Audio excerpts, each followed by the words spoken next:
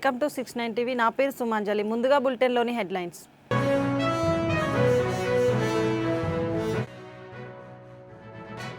కేంద్ర ప్రభుత్వం 100 రూపాయల నాణెంపై సత్యసాయి ప్రతిమను ముద్రించిన నాణెం విడుదల చేస్తున్నారు.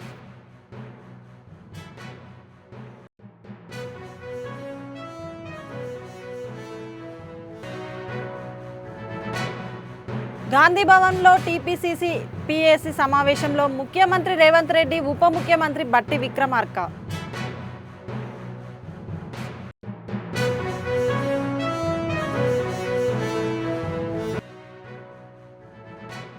బాగా చదువుకున్న వారు రాజకీయాల్లోకి రావాలని విద్యా ఐటీ శాఖల మంత్రి నారా లోకేష్ పిలుపునిచ్చారు.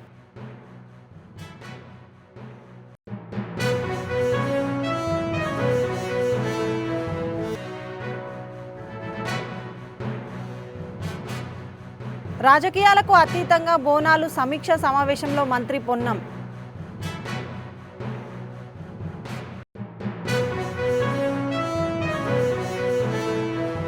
ఇక డీటెయిల్స్లోకి వెళ్తే, గాంధీ భవన్లో టీపీసీసీ పీఏసీ సమావేశం, పీసీసీ అడ్వైజరీ కమిటీ సమావేశం పీసీసీ అధ్యక్షులు మహేష్ కుమార్ గౌడ్ అధ్యక్షతన ప్రారంభమైంది.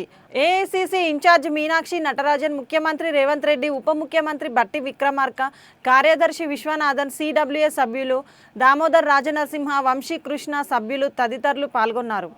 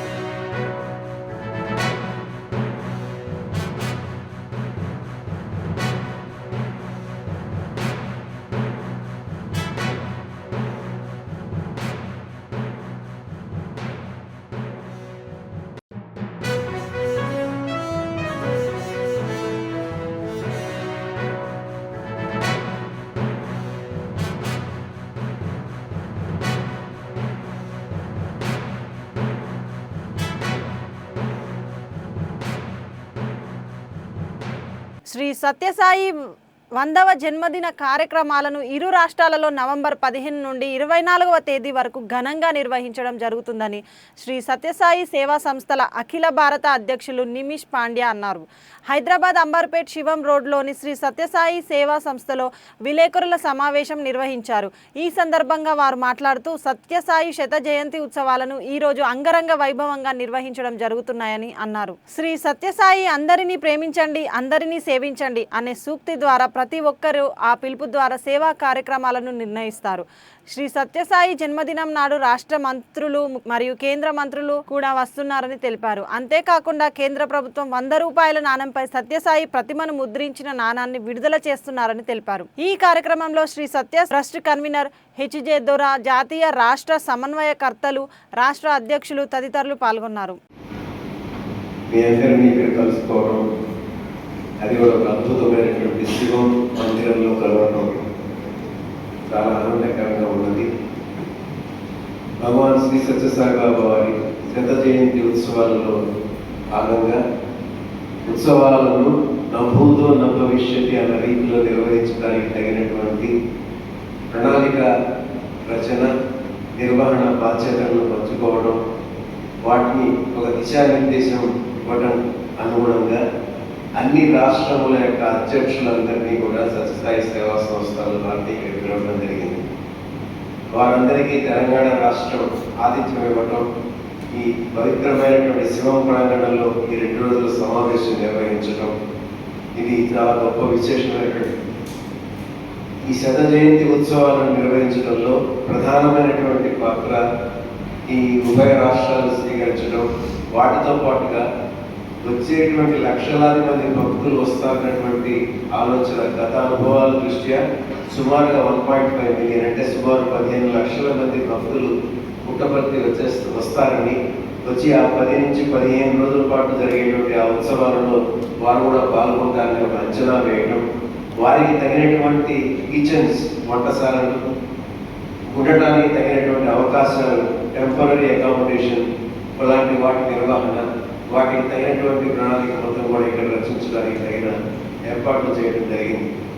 అంతేకాకుండా అనేక మంది విదేశీ భక్తులు కూడా ఇక్కడికి రావడానికి సుమారుగా 9 జోన్స్గా ఉన్నటువంటి ప్రపంచ గ్లోబల్ కౌన్సిల్ అనేటువంటి శ్రీ సత్యసాయి సేవా సంస్థలు ప్రతి జోన్ నుంచి కూడా ఒక 1000 మంది వరకు కూడా భక్తులు వస్తారని వాళ్ళు ఏర్పాటు చేసుకుంటున్నారని ఒక వార్త రావడంతో దానికి అనుగుణంగా ఇంతమంది ఓవర్సీస్ భక్తులు ఇండియాలో ఉన్నటువంటి అన్ని రాష్ట్రాల నుంచి, అన్ని కేంద్రపాలిత ప్రాంతాల నుంచి కూడా భక్తులందరూ పుట్టపర్తికి తరలి రావడం, ఇది వాళ్ళ జన్మలో అద్భుతమైన ఘట్టం. ఇంతవరకు ఇందాక నీష్ పాండే గారు చెప్పినట్టుగా the history of mankind has never witness such a magnificent moment in the life. Because సజీవంగా మానవాకారంలో భగవంతులు అందరితో ఉండటం, అన్ని సేవా కార్యక్రమాలు చేయటం, సేవయే పరమావధిగా మీ అందరికీ ఒక మార్గదర్శకంగా ఏర్పాటు చేయటం, దిశానిర్దేశం చేయటం.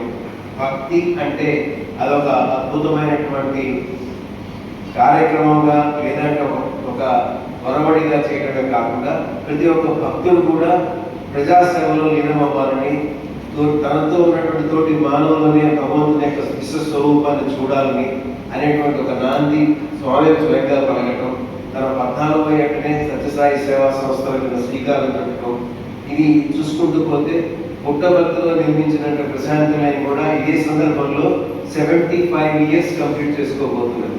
ప్రశాంతి నిలయం 75 సంవత్సరాలు కంప్లీట్ చేసుకోబోతున్నది.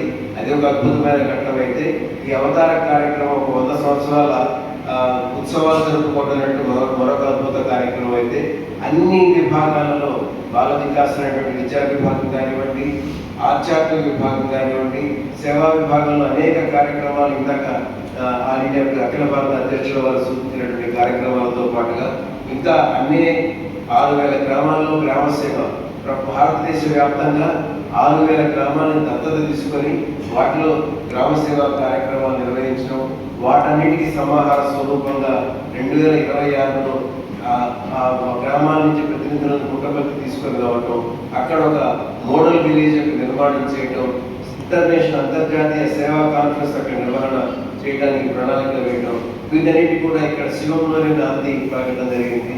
ఇది ఒక అద్భుతంగా ఉంటుంది. ఈ రోజు నుంచి నవంబర్ 26 వరకు, అంటే ఈ బర్త్డే ప్లస్ నెక్స్ట్ బర్త్డే వరకు పుట్టపర్తిలో కోలాహలంగా ఉంటుంది. ఆ కోలాహలంలో మీరంతా కూడా భాగస్వాములు అవ్వాలని, మీరందరూ కూడా చక్కగా వచ్చి అన్నింటిలో పాల్గొనాలని, మీలో కూడా ఆ సేవాభావాన్ని, భక్తి భావాన్ని అందులో స్వామి సన్నిధిలో మీరు చేసేటువంటి ప్రతి ఒక్క కార్యక్రమం కూడా చక్కగా సక్సెస్ఫుల్ గా అవుతుందనేటువంటి నమ్మకం అందరికీ ఉంది కనుక ఓం Shri Sairam. I offer my humble salutations and divine feet. A very warm welcome to all my brothers and sisters here. Welcome to Shivam, the abode of Bhagwan Shri Sai Baba in Hyderabad. It's a very lovely place where Bhagwan himself has physically come many times during his present form, and for all of us this is a very pious and very place of pilgrimage when we come here. I'm happy to inform you that as my brother Shesh Rao, as Shesh brother has mentioned, he is a member of my trust here, a very senior person, and we've all gathered here today in this beautiful place of Shivam because the Satyasai Seva organization from the angle of celebrating the centenary celebration of the advent of Bhagwan Shri Satyasai Baba.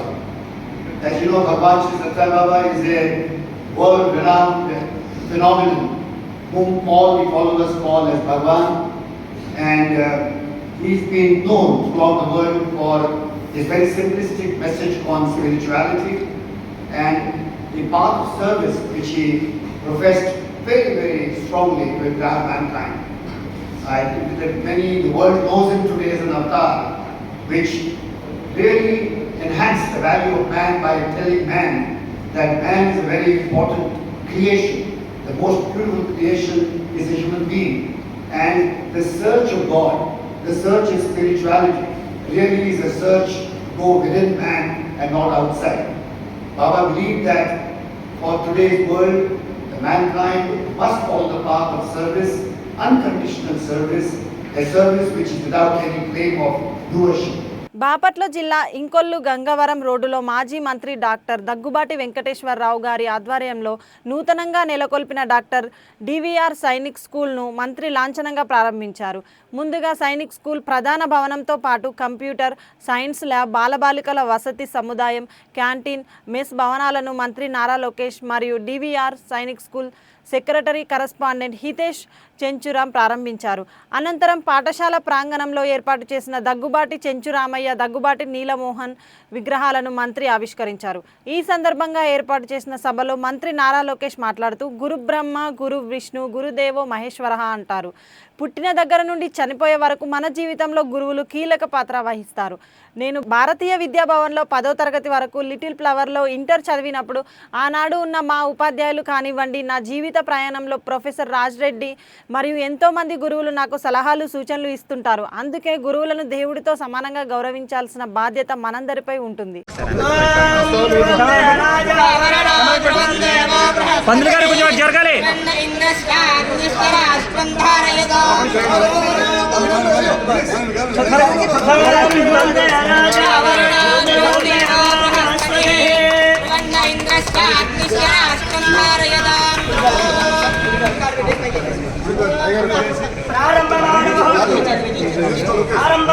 Anakapalli జిల్లా పరవాడ మండలం Lankelapalem junction వద్ద ఘోర road ప్రమాదం చోటు చేసుకుంది. వైజాగ్ నుండి అనకాపల్లి వెళ్తున్న lorry ఒక కారును బలంగా ఢీకొట్టడంతో కారులో 4 వ్యక్తులు ఉండగా అక్కడికక్కడే 2 మృతి చెందారు. లారీ బ్రేకులు ఫెయిల్ కారణంగా ప్రమాదం జరిగినట్లు తెలుస్తోంది. దీనిపై పోలీసులు విచారణ చేపట్టారు. Lankelapalem junction, Lankelapalem signal please.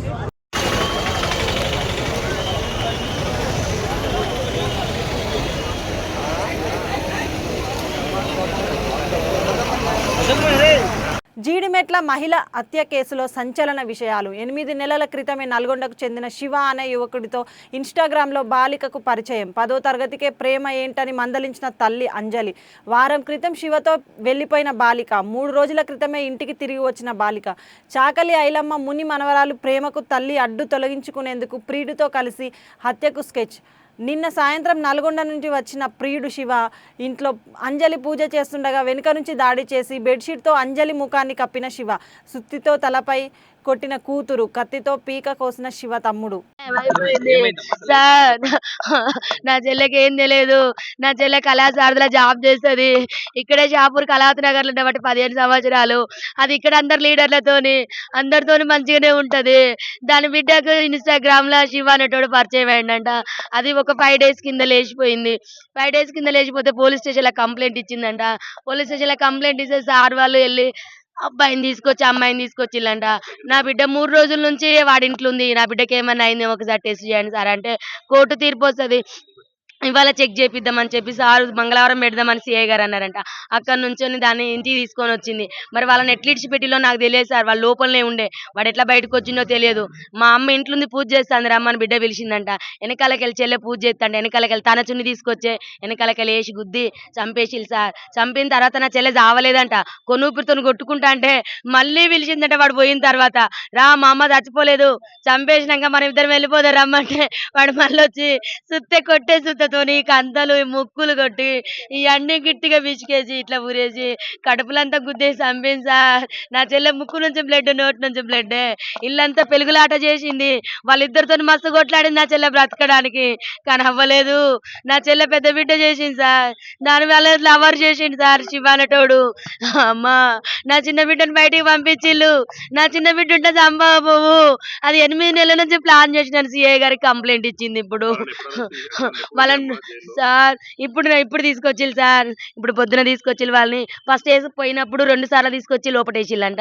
మరి వాళ్ళు ఎందుకు విడిచిపిచ్చిల్లో, ఏ రకంగా బయటకు వచ్చినో తెలియదు సార్. వాడు బయటకు వచ్చి వెంటనే మా చెల్లెని చంపేసిండు. ఇంత దారుణమా, ఇంత మోసమా, ఇది అన్యాయము. న్యాయం కావాలి సార్ మా చెల్లెకు. ఇంత అన్యాయమైన పరిస్థితి తల్లికి సికింద్రాబాద్ శ్రీ ఉజ్జయిని మహంకాళి దేవస్థానం సికింద్రాబాద్ ఆషాఢ బోనాల జాతర ఉత్సవాలు 2025పై హైదరాబాద్ ఇన్ఛార్జి మంత్రి పొన్నం ప్రభాకర్ వివిధ విభాగాల అధికారులతో సమీక్ష సమావేశం నిర్వహించారు. ఈ సమావేశంలో స్థానిక ఎమ్మెల్యే తలసాని శ్రీనివాస్ యాదవ్, జిల్లా collector Dasari Harichandan, deputy mayor Mothe Srilatha, స్థానిక కార్పొరేట్ సుచిత్ర శ్రీకాంత్, మాజీ మంత్రి మర్రి శశిధర్ రెడ్డి, కోట నీలిమ, వివిధ విభాగాల అధికారులు, ముఖ్య నేతలు పాల్గొన్నారు. మంత్రి పొన్నం ప్రభాకర్ మాట్లాడుతూ చారిత్రాత్మకమైన మహిమగల ఉజ్జయిని మహంకాళి అమ్మవారి బోనాల ఉత్సవాలు రాజకీయాలకు అతీతంగా అమ్మవారి సేవ చేసుకుందామని అన్నారు. ప్రభుత్వం పక్షాన ఎన్ని కార్యక్రమాలు చేపట్టినా స్థానికుల సహకారం లేకపోతే విజయవంతం కాదు. గత సంవత్సరం ఏమైనా పొరపాటు జరిగితే సమీక్షించుకొని మరిన్ని ఏర్పాట్లు చేయడానికి ఈ సమీక్ష. దేవాలయ ఏర్పాట్ల కోసం భాగస్వామ్యం అవుతున్న అందరికీ అభినందనలు. భక్తులకు ఇబ్బందులు లేకుండా అన్ని ఏర్పాట్లు చేస్తున్నాం.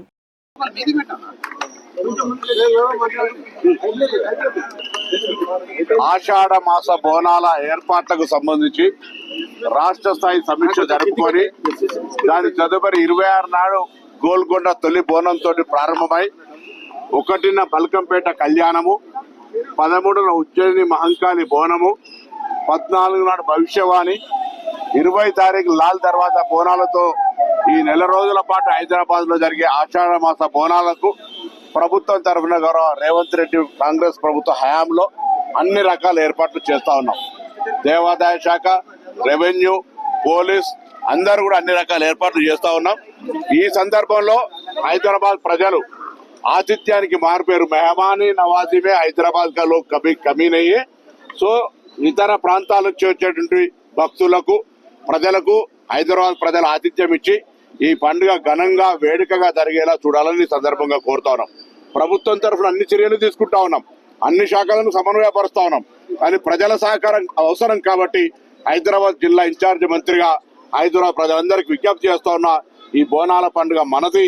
హైదరాబాద్ గౌరవాన్ని ప్రతిష్టాత్మకంగా ఇమడింపజేసేటువంటి పండుగ ఎటువంటి ఇబ్బంది లేకుండా అన్ని రకాల విజయవంతం జరగడానికి మీ అందరూ సహకారం కావాలని అందరికీ హృదయపూర్వకంగా కోరుతా ఉన్నాను.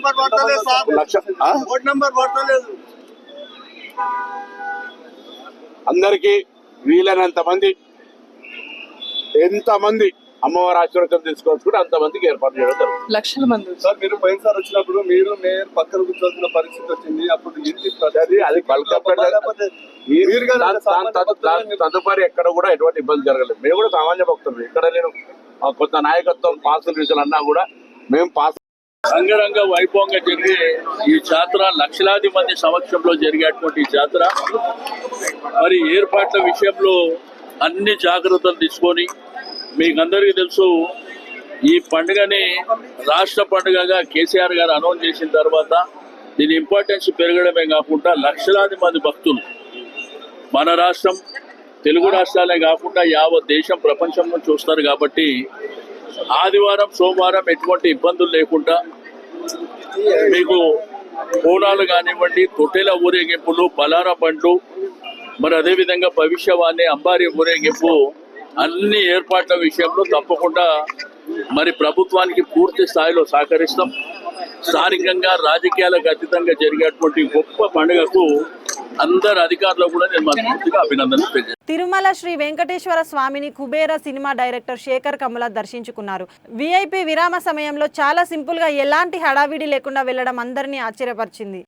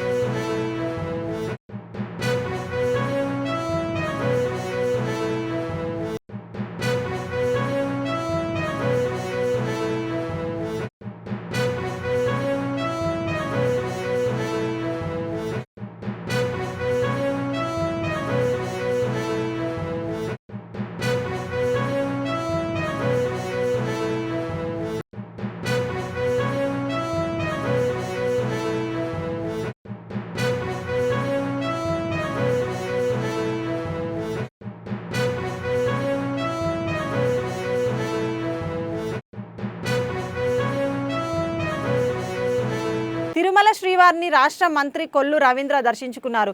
శ్రీనివాసుని దర్శనం అనంతరం ఆయన మీడియాతో మాట్లాడారు. స్వామివారి ఆశీర్వాదంతో CM Nara Chandrababu Naidu, deputy CM Pawan Kalyan పరిపాలన ఏడాది కాలం పూర్తి అయిందన్నారు. ఈ సంవత్సరం కాలంలో ప్రజలు ఆశించిన విధంగా సంక్షేమం, అభివృద్ధి కార్యక్రమాలతో రాష్ట్రం ముందుకెళ్తుందని తెలిపారు. పేదరికం లేని సమాజం నిర్మాణం కోసం సీఎం తీసుకున్న నిర్ణయాల్లో P4 స్వర్ణాంధ్ర కార్యక్రమం జరిగిందని చెప్పారు. యోగా కార్యక్రమానికి ప్రధాని రావడం 3,10,000 మంది ఇందులో పాల్గొని ప్రపంచ రికార్డు సృష్టించారని పేర్కొన్నారు. గౌరవ ముఖ్యమంత్రి వర్యులు చంద్రబాబు నాయుడు గారు, పవన్ కళ్యాణ్ గారు మరి ఈరోజు సంవత్సరం కాలం పూర్తవుతోంది. ఈ సంవత్సర కాలంలో ప్రజలు ఆశించిన విధంగా అనేక సంక్షేమ కార్యక్రమాలు, అభివృద్ధి కార్యక్రమాలతో రాష్ట్రం ముందుకెళ్తా ఉంది.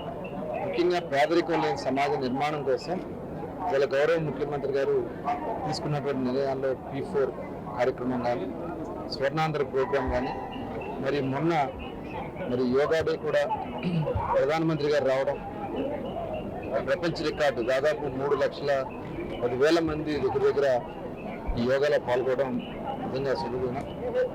ఒకసారి ఆ స్వామివారి ఆశీర్వచనాలతో అనుకున్న కార్యాలన్నీ కూడా జరగాలని, అందరూ కూడా సుఖ సంతోషాలతో ఉండాలని మరొకసారి స్వామివారిని కోరుకోవడం జరిగింది. మరొకసారి అందరూ కూడా శుభాకాంక్షలు. చిత్తూరు, తిరుపతి జిల్లాల్లో మద్యం షాపులు మళ్లీ తెల్లవారుజామునే తెరుచుకుంటున్నాయని వైసీపీ జిల్లా అధ్యక్షుడు భూమన కరుణాకర్ రెడ్డి ఆవేదన వ్యక్తం చేశారు. తిరుపతిలో ఆయన మాట్లాడుతూ ఎక్సైజ్ అధికారుల సహకారంతో పరిస్థితి తిరిగి మొదటికి చేరిందని ఆరోపించారు. మద్యం షాపులతో పాటు బార్లు కూడా నడుపుతుండడంతో ప్రజల ఆరోగ్యం పాడవుతుందని తెలిపారు. అవసరమైతే ఉద్యమానికి సిద్ధమవుతామని హెచ్చరించారు. నెల రోజుల క్రితం తిరుపతిలో ఉదయం 5 గంటలకు పూర్వమే బ్రాందీ షాపులలో విచ్చలవిడిగా రేయింబవళ్ళు విస్కీ బ్రాందీలు అమ్ముతున్నారని, ప్రతి బ్రాందీ షాపు ఒక బారుగా మారిపోయిందని సాక్ష్యాధారాలతో వైఎస్ఆర్ కాంగ్రెస్ పార్టీ నిరూపించటం జరిగింది. అది మొత్తం రాష్ట్రమంతా కూడా పెద్ద సంచలనమైన తరువాత కొద్ది రోజుల పాటు రాష్ట్రంలో యథాస్థితిగా ఉదయం 10 గంటల నుంచి రాత్రి ఎన్ని గంటల వరకు అయితే ఉండాలనో అన్ని గంటల వరకు తెరిచినటువంటి బ్రాందీ షాపులు మళ్ళీ స్వైర విహారం చేస్తున్నాయి. ఎక్సైజ్ అధికారుల యొక్క ఆశీస్సులతోటి మళ్ళీ 24 గంటలు బ్రాందీ షాపులు నోళ్లు తెరిచాయి. ప్రతి బ్రాందీ షాపులోనూ పదుల సంఖ్యలో వెనకల వాళ్ళు ఏర్పాటు చేసుకున్నటువంటి బార్లలో విచ్చలవిడిగా తాగి రోడ్ల మీదకి వస్తున్నారు. దీన్ని చూసి మేము సహించేటువంటి పరిస్థితి లేనే లేదు. ఎక్సైజ్ అధికారులకు హెచ్చరిస్తున్నాను. ఈ రకంగా మీ ప్రోత్సాహంతోనే ఈ కార్యక్రమాలు, చట్టవిరుద్ధమైనటువంటి కార్యక్రమాలు జరుగుతున్నాయని బ్రాందీ షాపు ఓనర్లే చెప్తున్నారు. ఈరోజు ఎక్కడ చూసినా కూడా రాష్ట్ర వ్యాప్తంగా, మరీ ముఖ్యంగా మన జిల్లాలో, మరీ ముఖ్యంగా ఆధ్యాత్మిక నగరమైనటువంటి తిరుపతిలో 24 అవర్స్ మళ్ళీ బ్రాందీ షాపులు తెరుచుకోవటమే కాకుండా ప్రతి బ్రాందీ షాపు వెనుక ఈ తాగిపించేటువంటి కార్యక్రమం విపరీతంగా జరుగుతున్నది.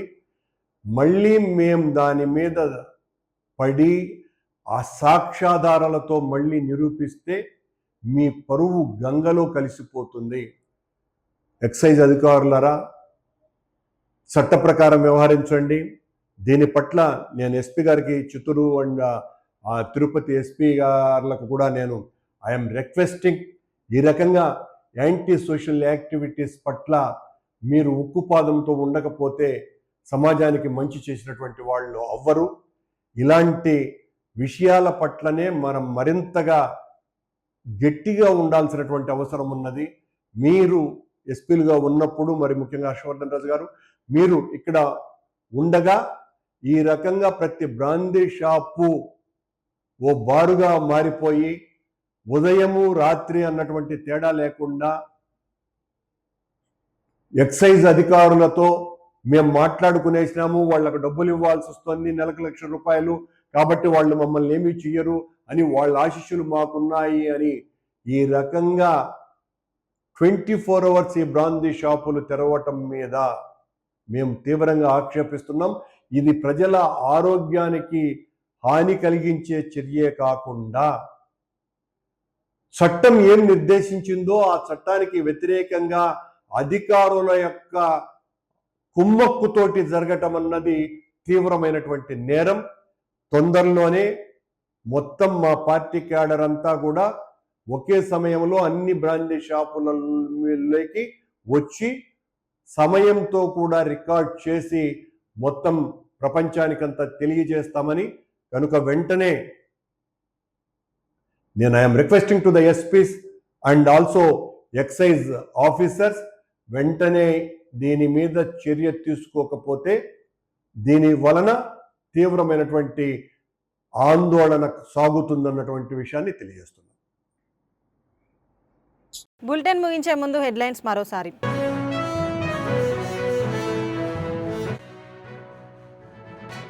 కేంద్ర ప్రభుత్వం 100 రూపాయల నాణెంపై సత్యసాయి ప్రతిమను ముద్రించిన నాణెం విడుదల చేస్తున్నారు.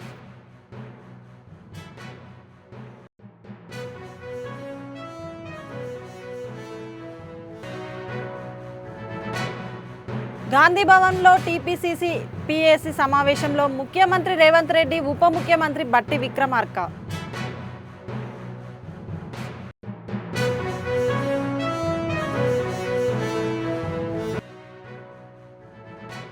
బాగా చదువుకున్న వారు రాజకీయాల్లోకి రావాలని విద్యా ఐటీ శాఖల మంత్రి నారా లోకేష్ పిలుపునిచ్చారు.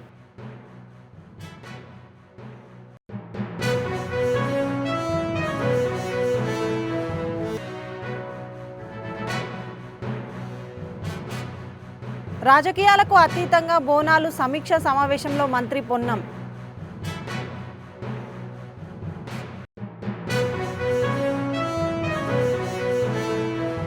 ఇవి బులెటిన్ విశేషాలు. మరిన్ని అప్డేట్స్ కోసం చూస్తూనే ఉండండి 69 టీవీ తెలుగు.